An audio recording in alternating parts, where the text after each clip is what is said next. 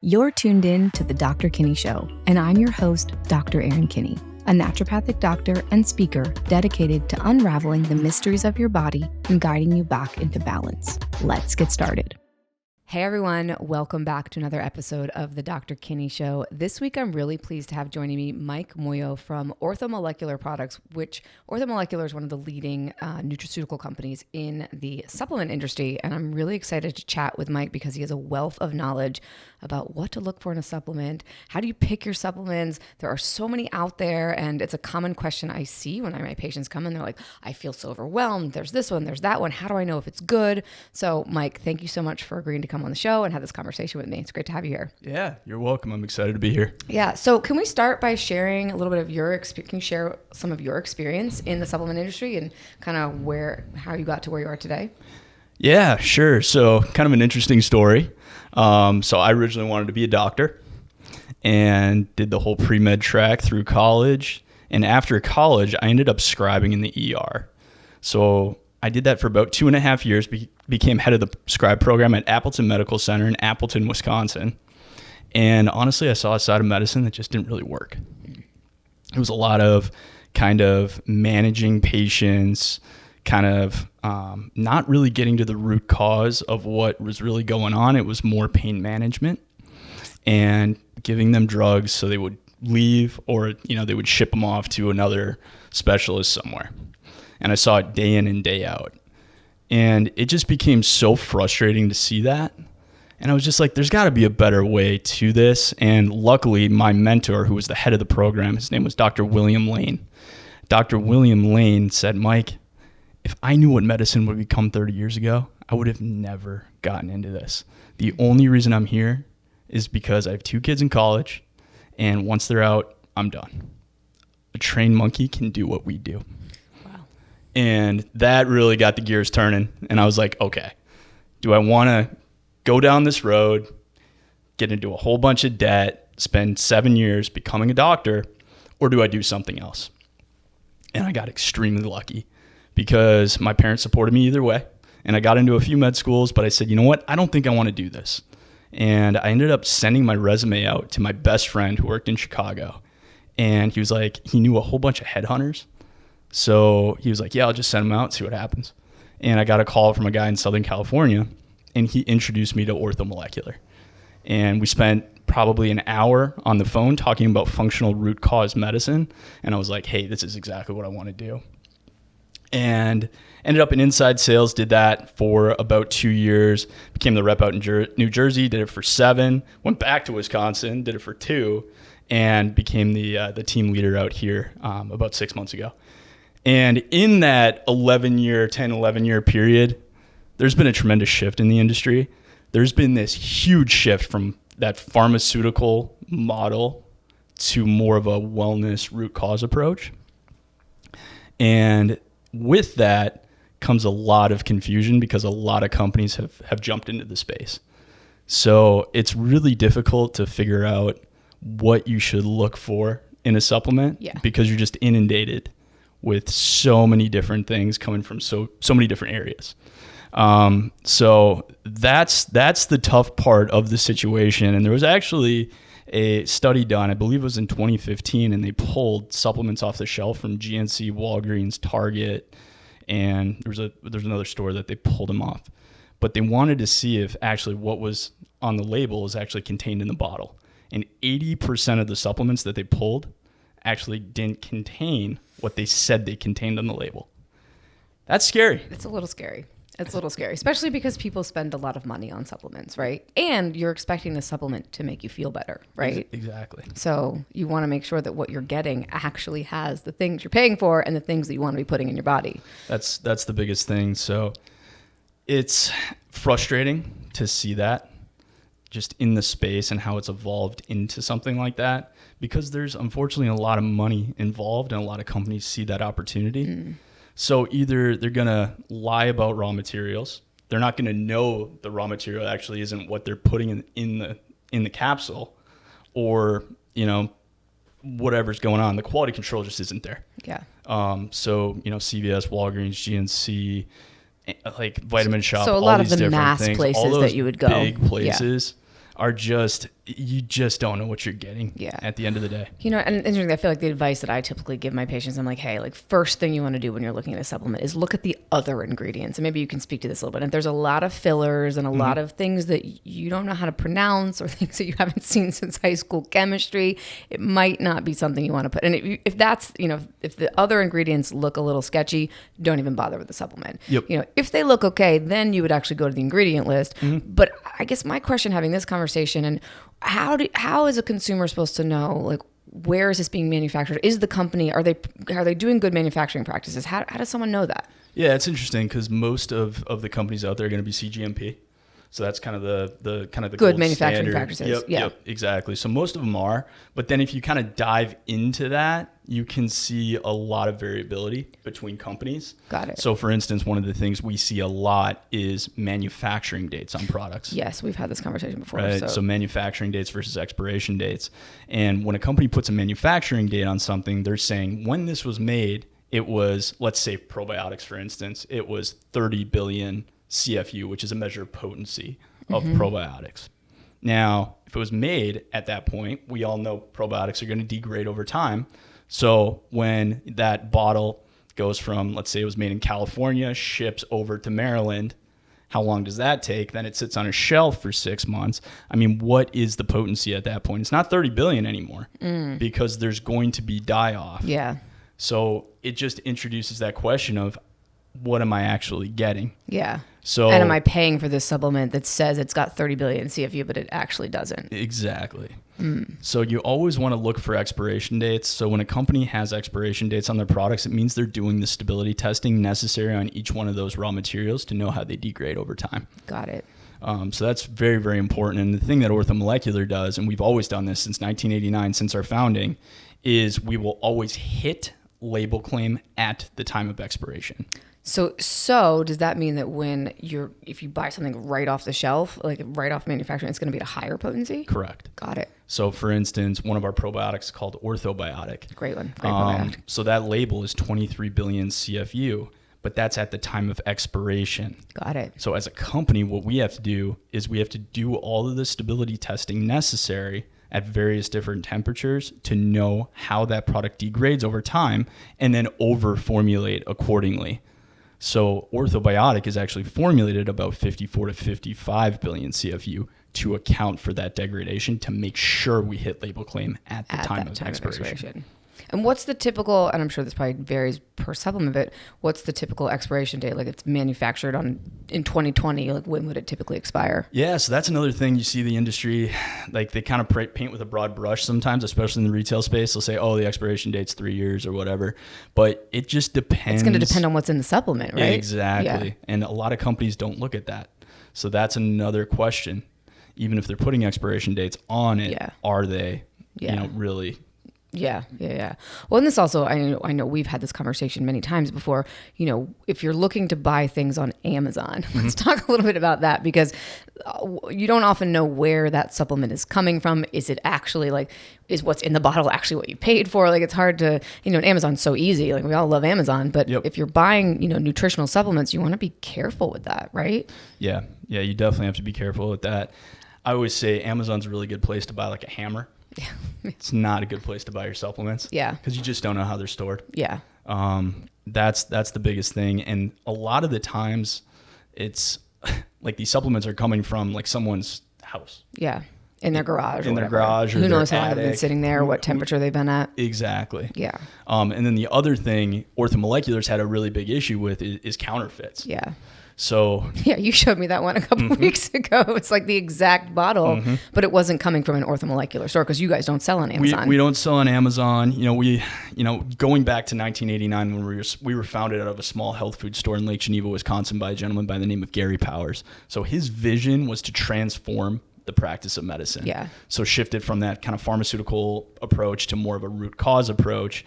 And one of the how do we do that is keeping practitioners involved in the conversation. So if we tomorrow decided to go on it and sell our products on Amazon, it's like, hey, we don't need our practitioners anymore. And that's simply not the case. We need you involved in patient care. Yeah. Otherwise, the patient doesn't get better. Yeah. So, from an Amazon side of things, just having our products on Amazon is not something we want to do because it cuts the practitioner out of the equation. Well, and the other interesting thing, I'm just having this conversation about, hey, how do you know if your supplements are getting manufactured by a company that's really doing the due diligence? Kind of the answer I got from you, there's really not any way to know unless you're talking to a practitioner or someone who like really knows the company really well. And it's like, hey, like I've been to their meetings. I know their rep. I know where they're sourcing their things. I know they're doing good practices. If you're just buying something willy-nilly on Amazon and you don't have a practitioner in the mix, you might not know what you're getting. Exactly. Right? And you might not know if it's a good company. I mean, this is a question I get a lot. Hey, what are good brands? And I usually have a few brands that are like, hey, these are okay. If they've got a storefront here or whatever, you can buy them there. But I know, as we've talked about, a lot of the good brands are getting bought out by Nestle and other big companies, which is a little bit scary, right? Yep. And that's a story in itself. Yeah. So it started about 6 years ago. So the big one was Nestle. So, for your listeners that don't know, Atrium Innovations was the umbrella company for Pure Encapsulations, Douglas, Wobezyme, Garden of Life, and Genestra. Yeah. And all great supplement brands, all great, fantastic brands. Yep, yeah. Unbelievable functional, supplement companies. And Nestle said, hey, we see an opportunity. And in 2017, they bought Atrium Innovations in a $2.3 billion all cash deal. Wow. So they acquired all of those companies. And when that type of thing happens, slowly but surely, these companies start to lose their DNA.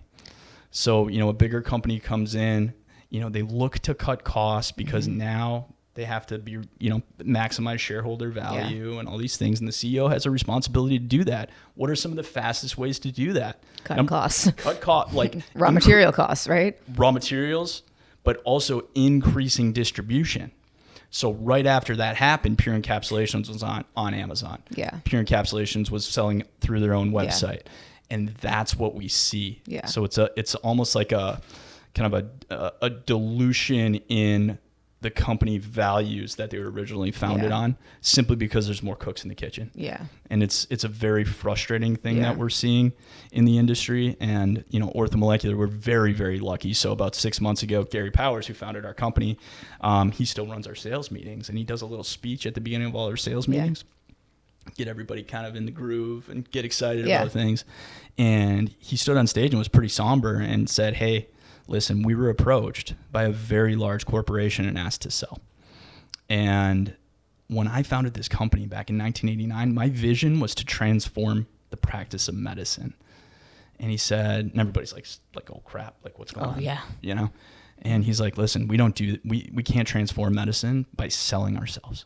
So what he did was he rolled our company into a privately held trust, and we will remain privately held in perpetuity. So we are not for sale, which means we can control every aspect of the manufacturing process beginning to end, but we can also control where our products are distributed. Yeah. Honestly, we want our products to be hard to get. Yeah. We don't want them to be easy to get. Well, and I can understand, there's a part of me that's like, oh, hey, sometimes it is easier for patients to be able to get their stuff wherever they are. But again, when you're having chronic health issues and you're using these things to enhance your health or to help with symptoms or to help cure your body, you want to make sure you're getting the right stuff. You don't want fillers. You don't want cheap herbal stuff from China. You want stuff where you know where it's coming from. So, exactly. And I think supplements it's such a big industry and people take tons of them. I mean, I take tons of them, but you want to make sure that what you're putting in your body is actually what you think you're putting in your body, right? Of course. And yes, it might be easier to get things like at some of the bigger name like Target, whatever, GNC, Walmart. So like ease and convenience is nice, but that's not always the right answer, right? It's not. And you think about people that are probably on maybe some different medications and things like that. You think about the interactions. So for instance, if you're taking vitamin K1 and you're on a blood thinner, that could interact. Now, if you're buying it off Amazon and you're getting, a clinical dose of vitamin K1 off of Amazon through another company that unfortunately has decided to sell on there, I mean, if you have an issue, who's responsible? Is it the company that's responsible? Is it Amazon that's responsible? Are you responsible? Is your doctor responsible? Yeah. And that's a good example because you can take vitamin K on a blood thinner, but you need to take the same dose every day. Mm-hmm. So if you're getting something and the dose isn't what you think it is, or the dose is going down a lot faster than you might believe it would be, you could really hurt yourself. You could definitely hurt yourself. Say if you were on Coumadin and you took vitamin K1. I mean, that's how they reverse, a Coumadin overdose. Yeah. Is vitamin K1. Yeah. So if you're taking high dose K1 and you're on Coumadin for, I don't know, AFib or some other condition, Yeah. you're going to have an issue because you're going to be significantly messing with your INRs and PTs, and you might not even know it. So, if you were to have an issue, maybe you had a PE or whatever happens, who's responsible? Yeah. So it just opens up the door to a lot of bad things that never really had to happen to begin with. Yeah.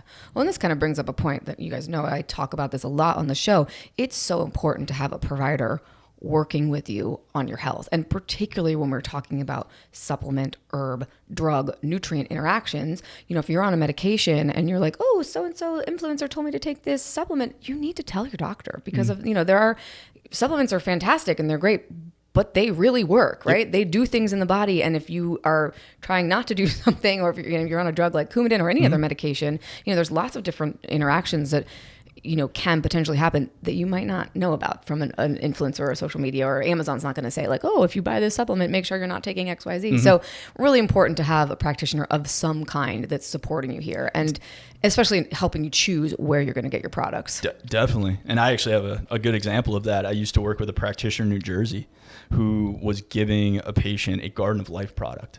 And she took it for like 2 or 3 weeks, and then she started to have like paresthesias in her legs, so like numbness, tingling, things like that. And one of the things that can cause that is significantly high doses of B6. Oh, was she taking really high doses? Yeah, and so that doctor actually called Garden of Life, and they started to test what how much was in there, taking, and she was getting 1,000 times the amount that it said on the label. And from one bottle. From one bottle. Wow. So that's really interesting. That's the variability that can happen if the company isn't taking the necessary steps to make sure they know exactly what's in that label at the exact dosages. Wow. Yeah.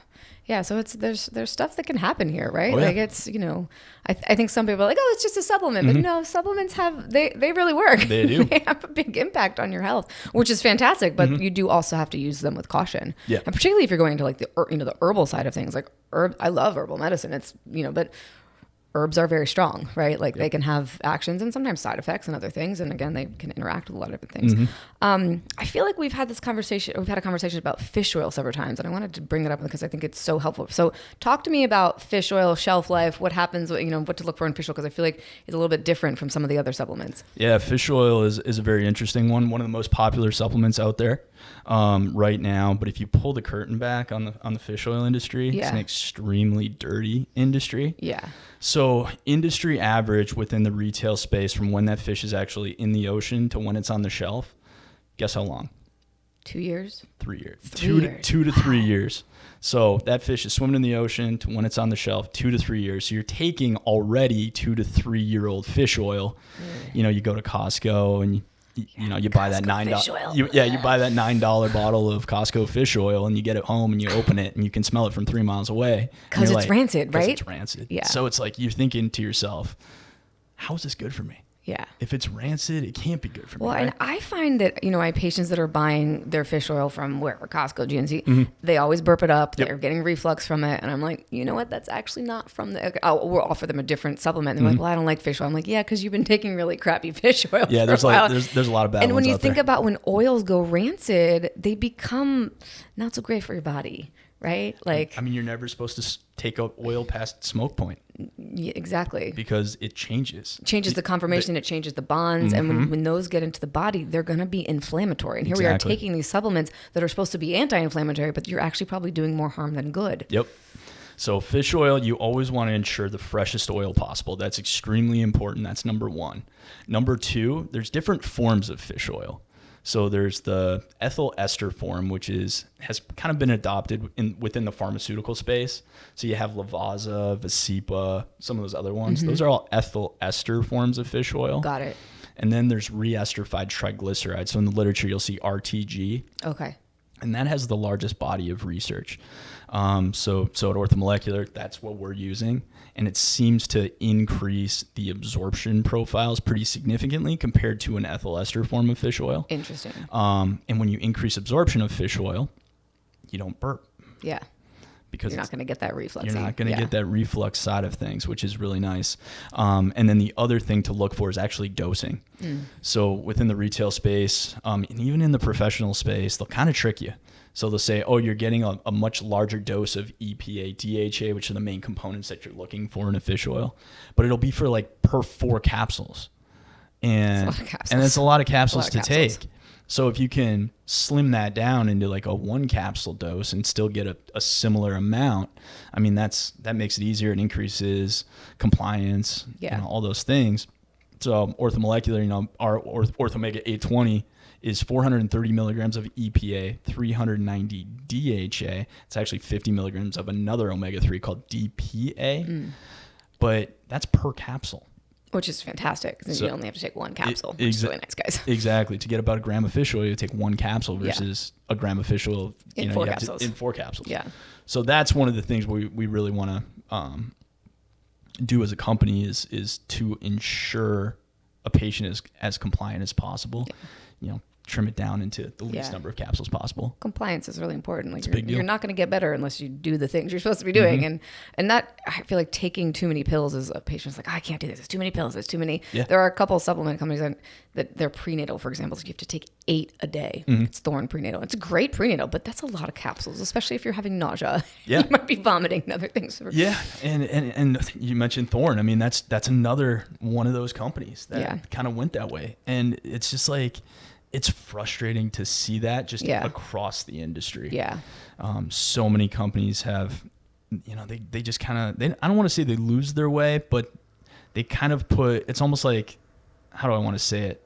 They're putting the profits ahead of the practitioner. Yeah. And ahead of the patient. Yeah, ahead of the patient. I mean, at the end of the day, because like the patients are the ones that kind of, they gain convenience, right? They're gaining that, which is great. But I think we all know, like, we have a lot of things that are convenient in modern society. Is that necessarily better for you, for your health? Not always, right? Well, and these supplements are, clinically dosed the majority of the time.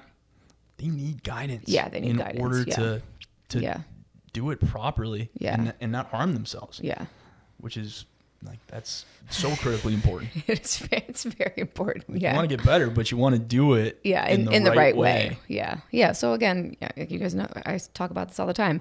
Really important to have someone supporting you through your health journey. And that might just be a couple of visits to have you get educated on, like, here's great brands, here's what you should buy, here's what you should be taking or shouldn't be taking given your, medication current, like disease state. So it's nice to get someone to teach you about those things. And you can do it yourself. It just takes a lot of research and a lot of time, which most of us don't have that much time. Exactly. And I think that's where that convenience factor comes in with Amazon. Yes. But you have to remember, you have to have the practitioner involved in that conversation if you really want to get better. Yeah. Yeah. So what else? What other like little specific things should people be looking for or not looking for when they're buying supplements? So I think we covered dosing. Yep. We covered expiration versus manufacturing dates, CGMP. I think another thing that is really important, if the company, this would be more so for the practitioner, but if the company cannot provide a certificate of analysis showing exactly what's in the product, I would avoid that company. Yeah. So could a layperson call a company like that and ask for that? So we probably wouldn't provide it. You wouldn't provide it. We would provide it to the practitioner. Yeah. So our customer really is the practitioner. Yeah. Yeah. Because you guys are selling. So Ortho Molecular only sells to practitioners, so you can only get their label through your doctor. Correct.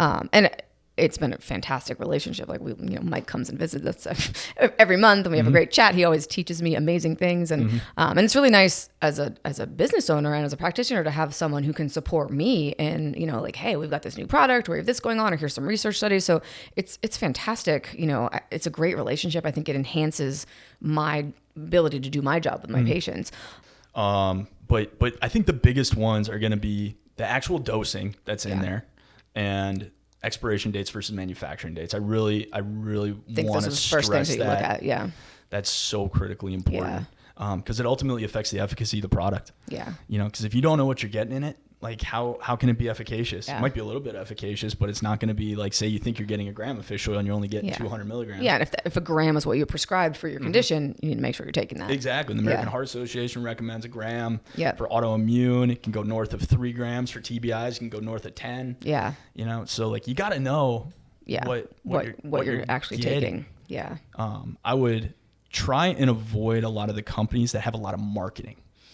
Yeah. That's a big thing. So I always say, because they're spending all their money on the marketing. Exactly. Yeah. So the more marketing dollars and marketing you see, the less R&D they're doing on the actual product. Yeah. So you see these like fly-by-night companies spring up. And there's I feel like there's a few right now in the like the colostrum space. That's been the biggest one. I've seen patients like, oh, I should take this. I'm like, wow, they're really spending money on their marketing because it's everywhere. Yep. And not that it's a bad. I don't really know much about the details of that manufacturing practice. It's not a bad product, but is it really as efficacy? Is it really as effective as it says it is? Yeah. The question is, are they checking all the boxes? My bet is every time you check a box, you got to spend money to check that box. So their margin shrinks every time you check that box. Got it. Yeah. So a lot of these companies aren't checking those boxes, and they can get away with it because the FDA isn't really regulating looking this space. at it. They regulate it more than you think. They do. Yeah. But it's like there's a lot of leeway there. Gotcha. Different from a pharmaceutical, right? Like they're not going to regulate as much in this space as the pharmaceutical industry. It's actually kind of interesting you bring that up. So our facility in Stevens Point, where we manufacture all of our products, so they actually use that facility to judge the pharmaceutical. Oh, really? Against your facility? Against our that's facility. Interesting. So we've passed that. We set that bar. Yeah. In terms of what we're doing from the manufacturing side of things. Interesting. It's really cool. When I was in med school, I was the rep for pure encapsulations way before they. I didn't know that. Yeah, way before they were bought by Nestle. They were an awesome company. Oh, and I went to their, so it was really cool if you were like, I was their student rep, and I got to go to their manufacturing plant. Oh, it's so cool. Like these giant mixing things, and they went over all the quality control and what they did. And it was kind of interesting to see that side of the process because, you want to know where your stuff's coming from, right? Exactly. And if you actually look at the manufacturing side of things, so if we do a batch of CM Core, which is our berberine alpha lipoic acid combination, berberine. Great supplement. It's a pretty Huge good fan. One. Yeah. But berberine's super sticky. Oh, sticky, like actually sticky. Actually sticky. So when we run that, and they call them Zanazi machines. Yeah. When we run the Zanazi machine and we do, a specific lot, after that's done and we have that lot done, we have to disassemble the whole thing, the entire machine, clean all of it off. Wow. Get it completely sterile, reassemble it to start the new batch of whatever we're going to be making. Wow. So I believe we have 10 Zanazi machines. Wow. And every single time, you got to clean them all. We got to clean them all. We got to disassemble them, put them back together, the whole thing. It's that type of thing. And but that's what you want a company to be spending their money on. Exactly. You don't want them to be spending a huge amount of money on marketing, which I'm sure probably most of you guys listening, unless you've had a doctor prescribe you Ortho Molecular, you might not know about that brand. Because you guys don't market to the general consumer. Honestly, we don't want them to know about that. We're not in Sorry, that. guys, he's not trying to offend you. No, of course not. He wants you to know about it, but go to your doctor. We're not in that retail space. That's not where we play. That's not the sandbox we play in. Yeah. We play in the, direct to practitioner space, because you guys are the ones that can educate the patient on what to be taking and be intimately involved in their healthcare journey so they can get better. Well, it is a fantastic supplement line. I mean, it's like we see amazing results with our patients, which is awesome. Appreciate that. Yeah, we appreciate that. It's really great. The other thing is to make sure, the companies, like if you were to go outside of Ortho Molecular, for instance, and you wanted to, I don't know, use another company or something like that, make sure they're making their own products. Oh, yeah. I think that's another pretty important thing. So a lot of the times you see on Instagram and Facebook and things like that. Yeah. And, they're manufacturing that in China and then slapping, and doing that. So we're seeing that a lot in the retail space in particular. Yeah. Which is pretty frustrating. So you always want to make sure. Like what you're buying, like where they made that. And exactly. Did they have control over that, or do they know what's happening? Mm-hmm. Yeah. Well, Mike, this has been a fantastic conversation. Thank you so much for coming on the show and for sharing all your knowledge. And everyone, I hope you guys enjoyed, and we'll see everyone next week. Thank you for tuning in today. If you enjoyed this conversation, be sure to connect with me on social media to find more helpful tips and information. You can find me at Dr. Kinney on all of the platforms. And please be sure to subscribe and leave a rating and/or a review. This helps grow the show so more people have access to this knowledge that leads to empowered healing.